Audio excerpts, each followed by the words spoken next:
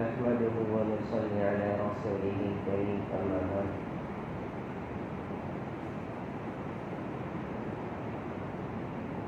چمن اپنا وطن اپنا زمین و آسمان اپنا چمن اپنا وطن اپنا زمین و آسمان اپنا جہاں میں سب سے پیارا ہے ہمیں ہندوستان اپنا۔ معزز سامعین کرام، یہ جو تہوار آتے ہیں کچھ تہوار مذہبی ہوتے ہیں۔ مسلمانوں کے لیے عید ہے، عید الفطر ہے، عید الاضحیٰ ہے، بقر عید ہے۔ غیر مسلموں کے لیے ہولی ہے، دیوالی ہے، جنماشٹمی ہے، کرسمس ہے، اور اسی طریقے سے ہر مذہب والوں کے لیے تہوار ہوتے ہیں۔ لیکن بعض تہوار ایسے ہوتے ہیں جن کا تعلق مذہب سے نہیں ہوتا بلکہ قوم و وطن سے ہوتا ہے، ملک و وطن سے ہوتا ہے۔ جیسے یوم جمہوریہ یعنی 26 جنوری اور یوم آزادی یعنی 15 اگست۔ یہ جو 15 اگست کا تہوار ہے یہ دراصل ہندوستان کی تاریخ کا ایک سنہرا دن ہے۔ یہ 15 اگست یہ ہمارا قومی تہوار ہے۔ یہ 15 اگست ہمارا قومی تہوار ہے اور اس کو تمام مذاہب والے، تمام طبقے والے، تمام فرقے کے لوگ اور تمام قوم کے لوگ مناتے ہیں۔ اس میں کسی قسم کی کوئی تفریق نہیں ہوتی۔ لیکن ہم اس دن کو جو مناتے ہیں اور ہندوستان کی تاریخ کا تذکرہ 15 اگست کو یوم آزادی کے عنوان سے کیا جاتا ہے، اس میں ہم انگریزوں کی اس ملک میں آمد اور انگریزوں کی اس ملک سے واپسی اور اس کے بیچ میں انگریزوں سے جو لڑائیاں ہوئی تھی اور جو جنگیں ہوئی تھی بہت ادھورا ہم ذکر کرتے ہیں۔ اور افسوس کی بات یہ ہے کہ اسکولوں، کالجوں، یونیورسٹیوں میں پڑھائی جانے والی کتابوں میں وہ باتیں ادھوری اور ناقص ہوتی ہے، اور ہم بھول جاتے ہیں کہ انگریزوں سے سب سے پہلی لڑائی کس نے لڑی تھی۔ نواب سراج الدین دولہ بنگال کے نواب کا اس میں کیا رول ہے؟ ٹیپو سلطان حیدر علی کا اس میں کیا رول ہے؟ شاہ ولی اللہ، شاہ عبد العزیز محدث دہلوی رحمت اللہ علیہ کا اس میں کیا رول ہے؟ اور تقریباً 51,000 علماء کرام اور لاکھوں کی تعداد میں دوسرے مسلمان اس میں شہید ہوئے تھے۔ وہ کیوں شہید ہوئے تھے؟ یہ پوری تاریخ ہے جو ہمیں ہماری نسلوں کو بتانا ہوگا۔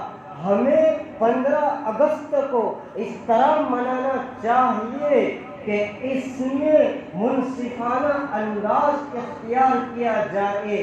تاریخ کا تذکرہ جب ہم کریں تو اس طور پر کرے کہ اس میں تعصب کی بو ہمیں نہ نظر آنے پائے کہ اگر ہم ہندو ہیں تو صرف ہندو لیڈروں کا ہی تذکرہ کرے اور مسلمانوں کی قربانیاں بھول جائے، اور اگر ہم مسلمان ہیں تو صرف مسلمان لیڈروں کی قربانی کو ہی یاد کرے اور مسلمان مجاہدین کو ہی یاد کرے اور ہم بھول جائیں ہندوؤں کو، ایسا نہیں ہونا چاہیے۔ تاریخ کا تذکرہ منصفانہ طور پر کیا جائے، لیکن اصل حقیقت کہ ابتدا کے اندر سب سے زیادہ جو قربانی رہی ہے وہ مسلمانوں کی رہی ہے، یہ تاریخی حقیقت ہے۔ انگریز اس ملک میں ہندوستان کی مالی حیثیت کو دیکھتے ہوئے تجارت کی غرض سے سن 1601 میں یہاں آئے تھے، اور یہاں آنے کے بعد انگریز نے اپنا ایک تجارتی ادارہ یعنی ایسٹ انڈیا کمپنی کے نام سے قائم کیا تھا۔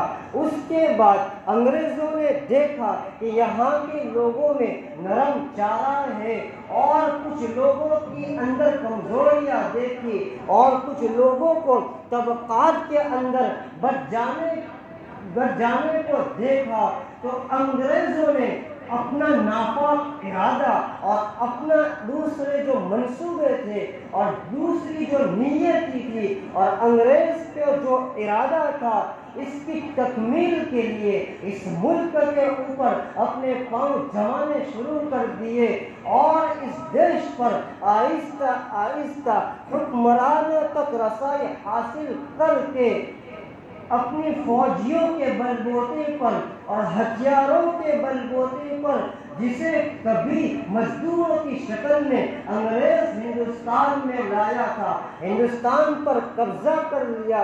اس کے بعد ایک ایک کر کے نوابوں کی جتنی بھی حکومتیں تھے وہ سب ان سے چھین لی گئی، اور ایک وقت وہ بھی آیا کہ دلی کے اوپر انگریزوں نے قبضہ کر لیا اور سلطان فتح علی ٹیپو کی شہادت ہو جاتی ہے، وہ شہید ہو جاتے ہیں۔ سلطان ٹیپو علی کا یہ جملہ وہ ہمیشہ تاریخ کے اندر لکھا جائے گا کہ دیگر کی 100 سالہ زندگی سے شیر کی ایک دن کی زندگی بہتر ہے، یہ جملہ کہہ کر جام شہادت نوش کیا، لیکن انگریزوں کی غلامی کو پسند نہیں کیا۔ اس کے بعد مغل حکمران آئے، بہادر شاہ ظفر اور ان کے ساتھ جو لوگ تھے۔ اس کے بعد انگریزوں نے یہ اعلان کیا کہ آج سے رعایا مخلوق اللہ کی ہے اور ملک بادشاہ کا اور حکم ایسٹ انڈیا کمپنی کا۔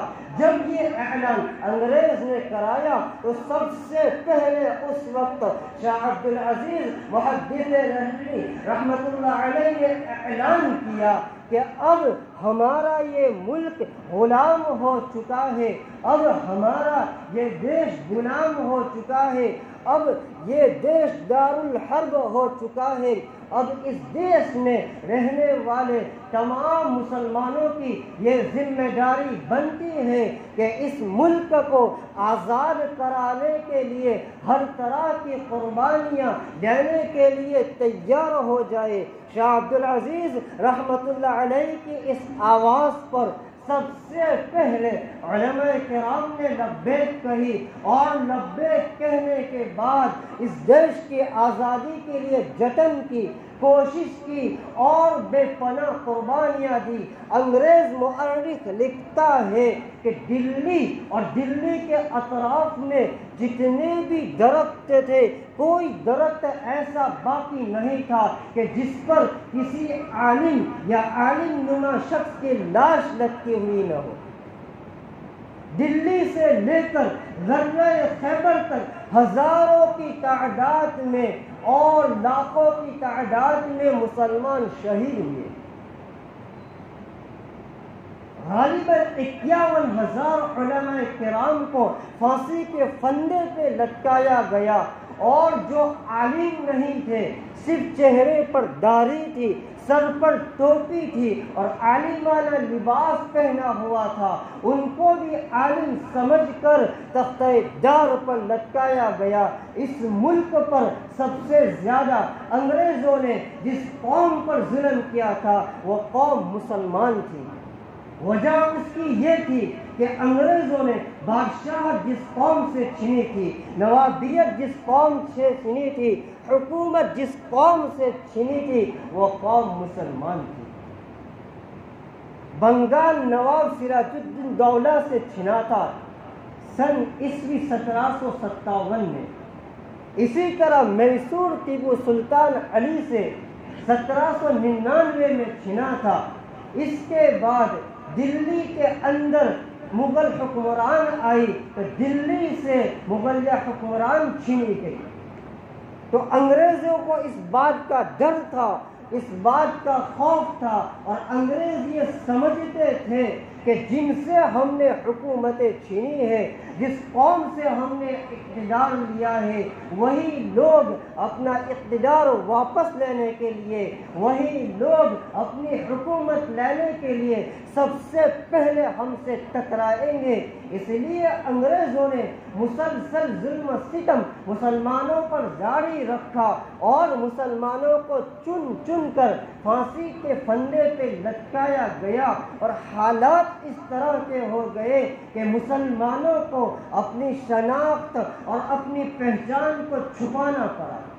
اور اس وقت جو برادران وطن تھے، یعنی مسلم کے علاوہ جتنے بھی مذاہب کے ماننے والے تھے، چاہے ہندو ہو اور کوئی بھی ہو، وہ تو انگریزوں کے یہاں نوکریاں کیا کرتے تھے اور ان سے ایوارڈ لیا کرتے تھے اور ان سے جاگیر لی جا رہی تھی اور ان سے انعام لیا جا رہا تھا۔ ایسے موقع پر اس دیش کی آزادی کے لیے صرف اور صرف مسلمان قربانی دے رہے تھے، اور ایک لمبے زمانہ تک 100 سال تک بلکہ 150 سال تک تنے تنہا اکیلے مسلمان اس دیش کی آزادی کے لیے لڑتے رہے۔ اب مسلمانوں کو یہ محسوس ہوا کہ اس دیش کی آزادی اکیلے مسلمان حاصل نہیں کر سکتے، تو پھر انہوں نے یہ طے کیا کہ دیش کے اندر اور مذہب کے ماننے والے ہیں، سب کو اپنے ساتھ شامل کیا جائے۔ چنانچہ گاندھی جی کو افریقہ سے لا کر کے اور ان کو مہاتما کا خطاب دے کر پورے دیش کے اندر انہیں گھمایا گیا، اور پھر آزادی کے لیے ہندوستان کے تمام لوگوں کو ایک جگہ جمع کیا، اکٹھا کیا، پھر جو ہے آزادی کی لڑائی لڑی گئی، اور سن عیسوی 1947 کے اندر ہمارا یہ دیش آزاد ہوا۔ اس سے پتہ چلا کہ اس دیش کے آزادی کے لیے، اس ملک کی آزادی کے لیے سب سے زیادہ جس قوم نے قربانی دی ہے وہ قوم مسلمان ہے۔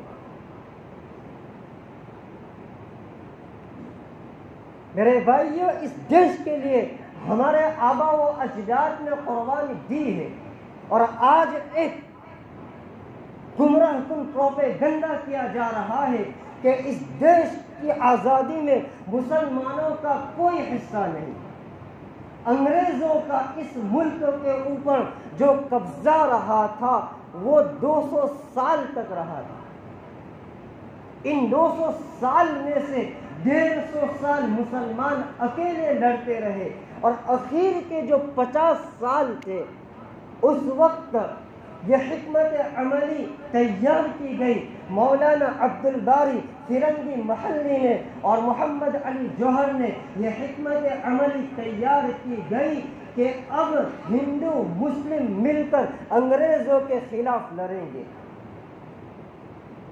آج جو ہندوستان کی تاریخ کو بیان کیا جاتا ہے تو اس میں ہندو لیڈروں کا تذکرہ جو آتا ہے اس کو بہت ہائی لائٹ کیا جاتا ہے، اور چند گنے مسلم لیڈروں کا نام دیا جاتا ہے، جس میں مولانا ابوالکلام آزاد، اشفاق اللہ خان، مولانا شوکت علی، بس یہ گنے چنے نام حالانکہ تاریخ میں آتا ہے 51,000 علماء کرام کو اس دیش کی آزادی کے لیے شہید کیا گیا، اور لاکھوں کی تعداد میں اور مسلمان شہید ہوئے۔ اس سراسر ہندوستان کی تاریخ کے ساتھ دھوکہ، ہمارے آبا و اجداد نے اس ملک کی آزادی کے لیے قربانی دی ہے۔ ہمارے لیے ضروری ہے کہ تاریخ ہند کا مطالعہ کرے، ہندوستان کی تاریخ کو پڑھے اور پڑھ کر دوسروں تک پہنچائے۔ لوگوں کو یہ بھی معلوم نہیں ہے کہ اس ملک کی آزادی کے لیے ہندوستان کی آزادی کے لیے مسلمانوں کا کیا کردار رہا ہے، مسلمانوں نے کیا قربانی دی ہے، مسلمانوں کا کیا حصہ ہے۔ لوگوں کو یہ بات معلوم نہیں، لہذا تاریخ کا مطالعہ کرنے کی ضرورت ہے، ان پر تک صحیح بات پہنچانے کی ضرورت ہے۔ اسی لیے جہاں کہیں بھی سرکاری پروگرام ہو اس میں ہمیں شریک ہونا چاہیے، یوم جمہوریہ ہو، 26 جنوری ہو یا یوم آزادی ہو، 15 اگست ہو، اس میں ہمیں حاضری دینا چاہیے، اس میں ہمیں شریک ہونا چاہیے۔ ہماری یہ شرکت، ہماری یہ حاضری ہمارے گھر کے بچوں کے لیے اور آنے والی نسلوں کے لیے ایک پیغام ہوگا کہ اس دیش کی آزادی کے لیے جس قوم نے سب سے زیادہ قربانی دی ہے وہ ہمارے آبا و اجداد ہیں، ہم مسلمانوں نے قربانی دی ہے۔ یہ دیش ہمارا تھا، ہمارا رہے گا اور ہمارا ہے۔ اس دیش کی آزادی کے لیے ہم برابر حصے دار ہیں، ہم اس دیش کے کرایہ دار نہیں۔ الحمدللہ پورے ملک کے اندر جتنے بھی دینی ادارے ہیں، مدارس ہیں، مسلم تنظیمیں ہیں، اور جہاں مسلمان کی آبادی زیادہ ہے وہاں یوم جمہوریہ یعنی 26 جنوری اور 15 اگست جو یہ قومی تہوار ہے ان کو بہت اچھے انداز میں مناتے ہیں۔ ہمیں بھی اللہ نے وسیع میدان دیا ہے، کشادہ میدان دیا ہے، اس جگہ سے ہم بھی اپنے اس ملک کے وطنی ہونے کا ثبوت دیں اور اس کا یہاں انتظام کرنا چاہیے اور پروگرام کا انتظام کرنا چاہیے اور اپنے ہندوستان کے وطنی ہونے کا ثبوت دیں۔ آخر میں اس شعر کے ساتھ میں اپنی بات کو ختم کرتا ہوں۔ وفاداری وطن سے ہو یہی اسلام سکھاتا ہے، وفاداری وطن سے ہو یہی اسلام سکھاتا ہے۔ ہم اپنے دل کے ہر گوشے میں ہندوستان رکھتے ہیں، نہ میرا ہے نہ تیرا ہے یہ ہندوستان سب کا ہے، نہ میرا ہے نہ تیرا ہے یہ ہندوستان سب کا ہے، نہیں سمجھی گئی بات تو نقصان سب کا ہے۔ وآخر دعوانا الحمدللہ۔